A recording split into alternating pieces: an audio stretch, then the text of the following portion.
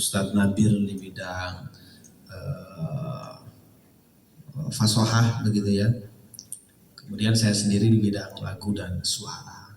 Mestinya sebetulnya masing-masing ada berkomentar juga gitu ya. Kok ternyata dilimpahkan ke saya begitu.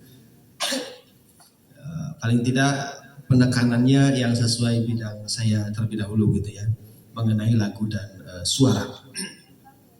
Jadi teman-teman sekalian, ada beberapa hal di bidang lagu dan suara. Pertama, untuk lagu gitu ya. Ini yang saya catat tuh biasanya yang pertama kali adalah ini orang mencuri nada atau tidak. Ini di setiap MTQ kalau saya disuruh evaluasi pasti ini awal-awal saya bahas. Jadi ada istilah apa ya? Ini bahasa saya ini sarfun naum gitu, mencuri nada. Bagaimana contoh mencuri nada? Ada beberapa hal, beberapa model. Model pertama dari ta'awudz ke basmalah. Misalnya, a'udzu billahi minasyaitonir rajim. Harusnya bismillahirrahmanirrahim. Ujung jim dengan him sama. Jim, him sama. Ada teman-teman yang turun. A'udzu billahi minasyaitonir rajim. Bismillahirrahmanirrahim. Itu banyak itu. Itu turun nada, akhirnya ya mencuri nada bahasanya gitu. Itu model pertama dari ta'awudz ke basmalah. Model kedua, ta'awudz basmalahnya sudah sama, oke gitu ya. Tapi dari basmalah ke tarikan pertama, misalnya mau narik ke nada nawa, langsung ke nada nawa, itu ada turun nada. Contoh, Bismillahirrahmanirrahim. Harusnya kalau nada nawa, na na na na na, gitu. Tapi ada yang seperti ini. Bismillahirrahmanirrahim. La la la la la. Itu turun nadanya. Ini model kedua dari istilah mencuri nada. Tentunya ada pengurangan nilai kalau untuk mencuri nada. Ada model ketiga. Model ketiga mencuri nada, basmalah ta'awudz sama basmalah masih aman. Dari basmalah ke nada koror juga masih aman. Bismillahirrahmanirrahim. La la la la da da da. Masih aman tuh. Tapi setelah koror langsung ke Husaini. Nada nada nada. Itu turun banget tuh nadanya. Dan ini banyak. Ketika di nasional sering dijumpai begitu ya. Nah ini mencuri nada juga. Yang paling sering, ini yang terakhir, yang paling sering yang lumayan dominan sekarang ini. Dari ta'awudz ke basmalah aman. Dari basmalah ke tarikan pertama koror aman, tapi ujungnya jadi syuri. Ujungnya jadi syuri. Contoh, Bismillahirrahmanirrahim. La la la, itu kan tarikan koror tuh. La la la la la la. Atau la la la la la.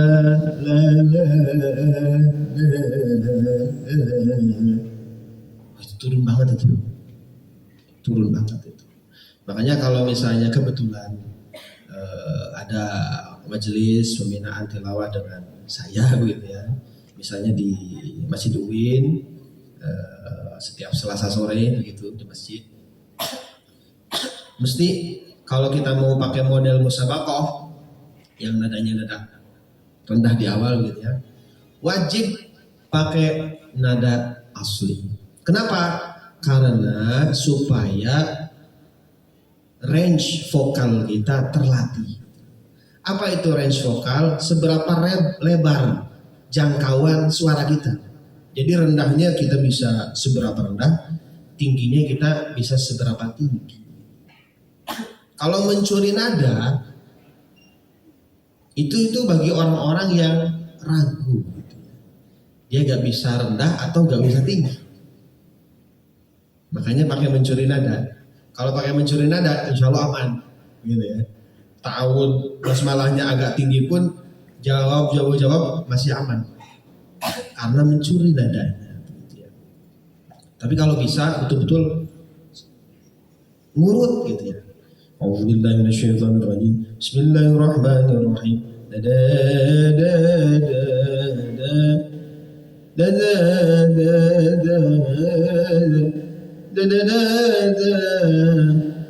da da da da.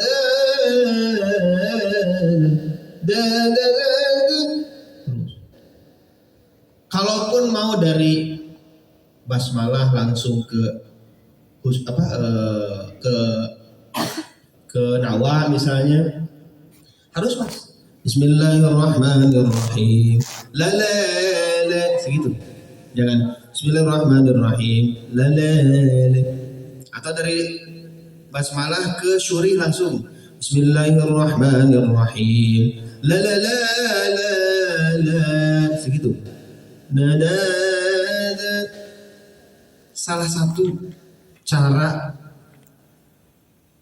untuk mengontrol nada kita ini sudah murni asli apa belum. Nada koror, bukan nada koror, ini aja ya. Nada koror itu sama dengan nada jawab, cuman beda oktav saja. Jadi kalau misalnya kita ada aplikasi piano di HP begitu ya, itu nada korornya segini, jawabnya pasti segitu juga, cuman beda oktav saja.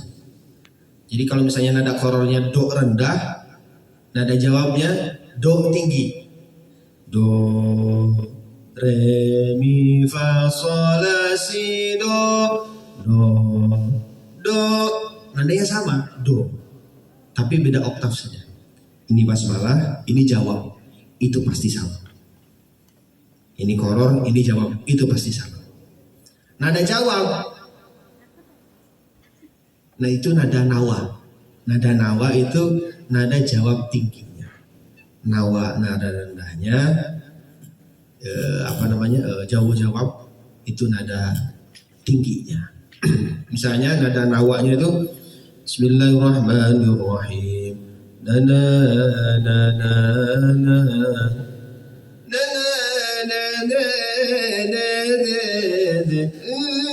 pasti segitu, pasti itu ya. Untuk mengontrol nada kita ini sudah pas atau belum itu silahkan ya. Makanya kalau teman-teman yang kebetulan haflah gitu ya, atau tampil dari ta'awud ke basmalah langsung tinggi, kalau misalnya mau betul-betul nadanya murni, bisa tuh ta'awudnya nada koror, do rendah, basmalahnya do tinggi, nada jawab. A'udzubillahi minasyaitonirrajim. Bismillahirrahmanirrahim. Dinaikin satu oktav. Bismillah, segitu jadi. Sama gitu. Tadinya mau tak terusin, cuma malu sama Ustaz Nabil, malu dengan jenggotnya, brewoknya gitu ya. Itu pertama mengenai mencuri nada. Kemudian berikutnya terkait, ini bahasa saya lagi, ini bayanun nawgham, kejelasan lagu. Jadi ada teman-teman tadi yang ini lagu apa ya, saya kurang bisa menerka begitu. Gitu ya. Tapi nggak banyak, cuma 1-2 orang aja gitu. Ini lagu apa ya? Ini lagu baru kayaknya 2026 begitu ya. Jadi saya bingung mau mencet lampunya gitu. Kalau di aturannya kan ya masing-masing 3 lagu. Begitu lagu kedua selesai, lampu kuning kan gitu. Tapi kalau misalnya lagunya aja kita gak paham, bingung gitu. Aduh. Jadi hati-hati teman-teman, dimatangkan lagi, diasah lagi kemampuan menguasai lagunya gitu. Jadi biar lagunya itu jelas gitu, lagu apa. Kemudian ada nazmun nawam, urutan lagu. Nah, teman-teman dalam mustabaqoh tilawatil Quran, namanya mustabaqoh, namanya lomba, ada aturan tertentu. Salah satunya urutan lagunya harus sesuai.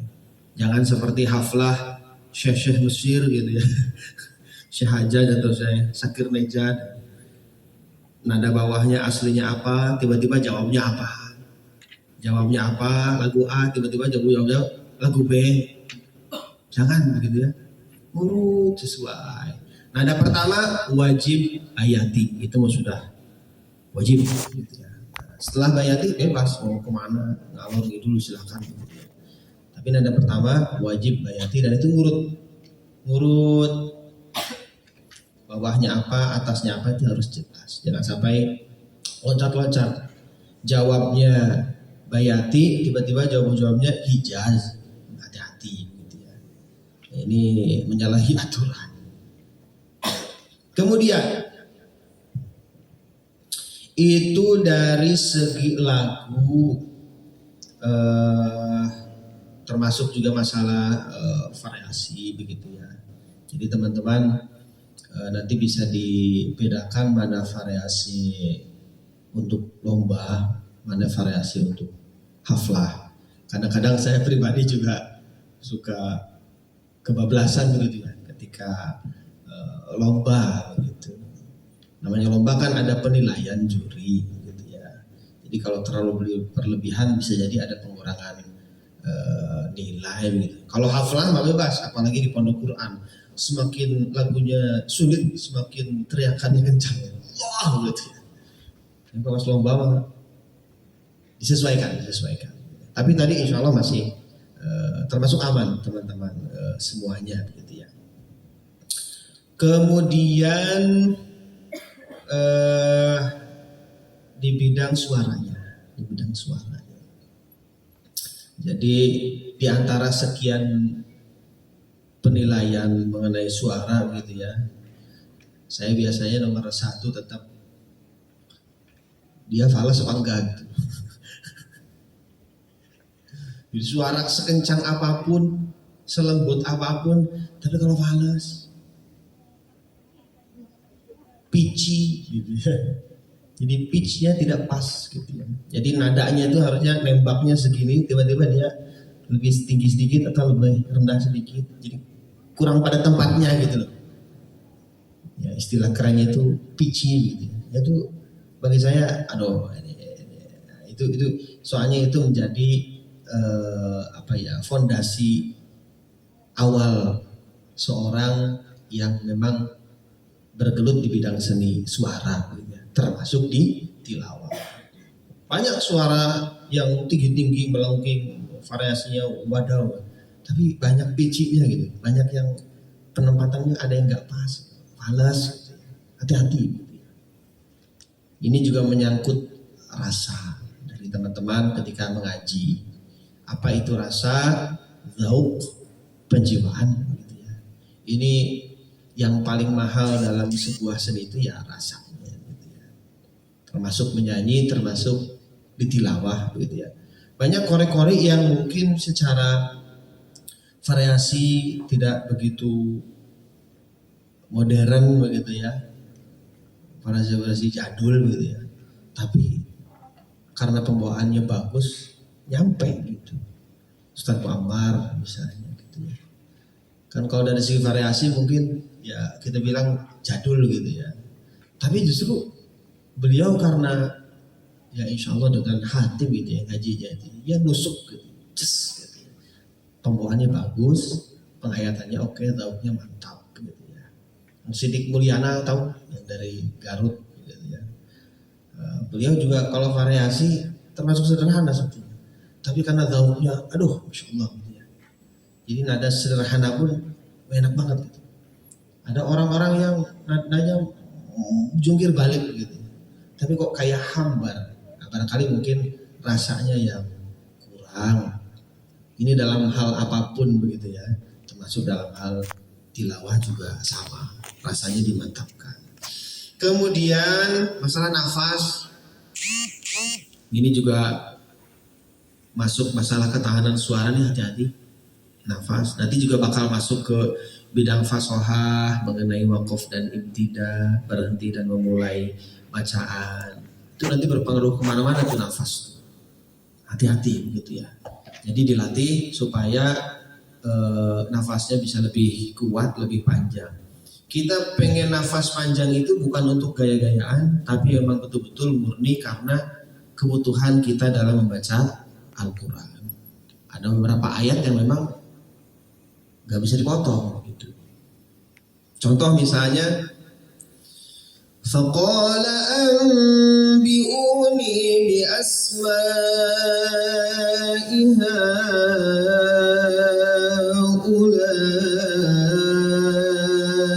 in kuntum shadiqin. Itu kalau pakai tilawah itu lebih panjang lagi tuh. Dan itu gak bisa dipotong. Faqala ambiuni bi asma'i haula, bisa berhenti di situ. Tapi ngulangnya dari mana? Dari faqala lagi. Harus sampai sodikin dari faqala. Artinya apa? Nafas itu penting berarti. Bukan untuk gaya-gayaan sekali lagi, tapi untuk betul-betul murni kebutuhan kita membaca Al-Quran. Apalagi di bidang tilawah. Karena tilawah itu kalau menurut pengalaman saya ya, itu salah satu seni tertinggi dalam seni suara. Nyanyi itu 10 detik itu sudah panjang. Wih, panjang banget. Tilawah itu 10 detik gak ada apa-apanya. 20, 30, bahkan kalau mau nasional itu ya bisa stop 45 detik begitu ya. Itu aman itu. Kita bisa berhenti di mana saja begitu. Ketika kita membaca Al-Quran, dan karena memang masuk ke ranah fasohah ya, salah satunya ada wakaf dan ibtida, berhenti dan memulai dari mana, hati-hati. Hindari huruf-huruf khofat begitu ya. Min ila an ala firu, seperti itu. Hati-hati. Ada beberapa yang boleh dari situ. Ya, min ahlil kitabi ummatun qaimatun, bisa tuh dari min. Tapi di luar itu kebanyakan 80-90% justru malah jangan sampai mengulang dari situ. Hati-hati ya.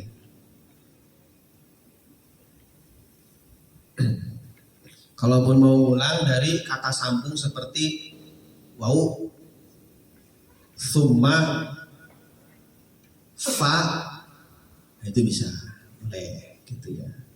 Di luar itu hati-hati. Min, ila, an, ala, itu dihindari memulai dari situ supaya tidak terkena di bidang fasohah gitu ya. Terus apalagi ya dalam lagu dan suara, ketahanan suara teman-teman itu juga diperhatikan. Bagaimana supaya nada tinggi kita ini tidak terjepit. Saya pribadi di Jogja, awal-awal saya di Jogja, salah satu guru saya namanya Ustadz Muhammad Nur, Imam Masjid UGM. Beliau sutradaranya MTQ Jogja gitu ya.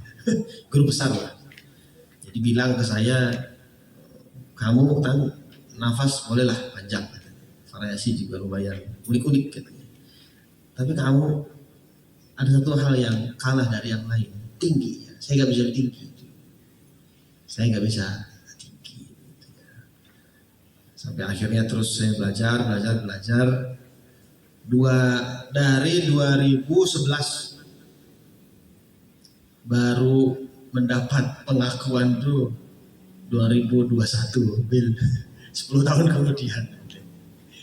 beliau bilang ke saya langsung, sekarang tantangan bisa tinggi ya katanya. Alhamdulillah. Ini perlu perjuangan gitu ya. Jadi teman-teman jangan patah semangat kalau memang bidang ini mau ditekuni gitu ya. Yang dimaksimalkan saja. Dimaksimalkan supaya sesuatu yang maksimal itu akan membuahkan hasil yang maksimal pula gitu ya. Saya sering menyampaikan al-ujroh biqadaril masyaqqah. Itu salah satu kaidah usul fikih yang namanya ujroh, hasil itu akan sesuai biqadaril masyaqqah dengan seberapa besar usaha yang dilakukan. Kalau usahanya 30%, latihannya cuma seminggu sekali, terus tiba-tiba bilang kok saya nggak bisa ya, nah itu sebetulnya dilarang. Protes seperti itu dilarang. Loh, latihannya baru seminggu sekali, kok tiba-tiba protes? Itu nggak pantas protes. Kalau latihannya udah sering setiap hari, kok saya nggak bisa ya, nah itu baru boleh protes tuh, boleh gitu ya.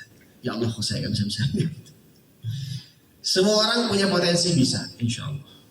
Saya sering sampaikan, yang membedakan hanya dari segi tempo saja, waktu saja. Barangkali si A karena punya bakatnya gitu ya, 2-3 kali nyoba langsung bisa. Tapi si B karena mungkin bakatnya belum begitu muncul, 10 kali, 50 kali, 100 kali nyoba baru bisa. Tapi ujung-ujungnya bisa, insya Allah. Yang membedakan cuma dari waktunya saja. Baik teman-teman, itu dari lagu dan suara untuk fasoha dan tajwid. Ini sebetulnya dari juri yang lain. Mungkin sedikit saja untuk masalah tajwid, hukum-hukum bacaan Quran. Jadi teman-teman hati-hati dengan yang namanya tawalud. Tadi ada beberapa orang yang tawaludnya tuh lumayan.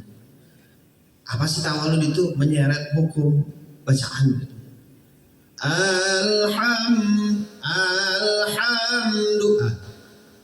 Alhamdu harus jelas langsung, jangan alhamdu itu kayak ada alifnya di tengah. Hati-hati.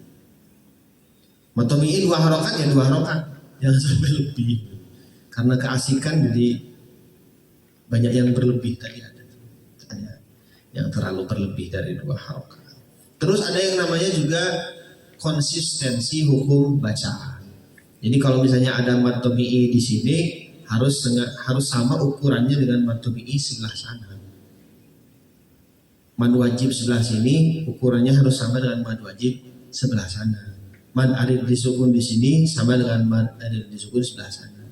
Jangan sampai di sini mad aridnya 4, di sana 6. Beda gitu ya ukurannya, hati-hati. Ini berarti inkonsisten. Nah, dalam baca Quran harus konsisten, sama gitu ya. Untuk fasoha mengenai makhorijul huruf ya sudah lumayan oke lah. Yang lumayan kesol tadi masalah waqaf ibtidah ya tadi ya, yang lumayan agak aduh kok mulanya dari sini, hati-hati gitu ya. Terus kalau saya lihat dari panitia teman-teman ngasih makhluk itu yang banyak kata-kata gorib ya. Gitu ya. Akhirnya juga menantang juga ini. Ada beberapa yang lulus, ada yang tidak lulus tadi. Seingat saya ada 2 yang tidak lulus. Tidak saya sebutkan ayatnya, soalnya pasti itu makro saya berarti. Gitu ya. Kayaknya ada 2 yang tidak lulus tadi.